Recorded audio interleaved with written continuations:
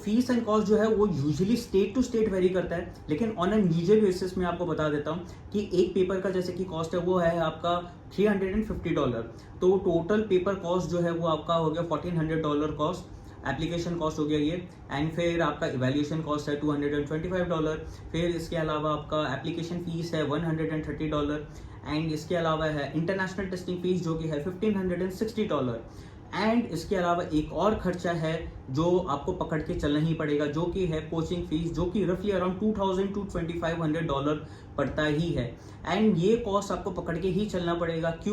क्योंकि अगर आप कोचिंग नहीं लेते हैं ना, आप खुद से सेल्फ स्टडी के तरफ जाते हैं, तो हो सकता है कि शायद आप प्रिपेयर करके क्लियर कर ले, लेकिन जहां आप 1 साल से 1.5 साल के भीतर आप सारे पेपर क्लियर कर सकते थे एंड जल्दी से जॉब पाके आप इनकम स्टार्ट कर सकते थे, वहीं अगर आप खुद से करने के लिए जा रहे हैं तो हो सकता है कि आपको शायद से 3 साल लग जाए इस चक्कर में, या 2 साल, 2.5 साल, 3 साल, या इस तरीके से लग जाए। तो आपका टाइम वेस्ट हो रहा है ना, क्योंकि एक पेपर क्लियर करने के बाद में आपको 30 मंथ्स मिलता है बाकी सारे पेपर्स को क्लियर करने के लिए। एंड अगर आप वो 30 मंथ्स के अंदर अंदर बाकी सारे पेपर्स को क्लियर नहीं कर पाए तो आपका जितना भी सारा कॉस्ट था वो सारा का सारा वेस्ट हो गया एंड टाइम भी वेस्ट हो गया। इसके वजह से सेल्फ डाउट आएगा एंड आपको डायरेक्शन लेस भी फील होगा।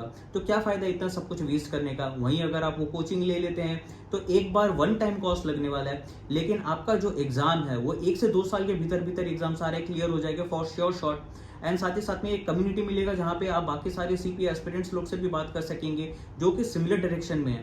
तो इसकी वजह से कम्युनिटी हेल्प मिलेगा, जैसे कि साइनर्जी जिसे कहा जाता है, एक और एक 11 वाला इफेक्ट आपको मिलने वाला है।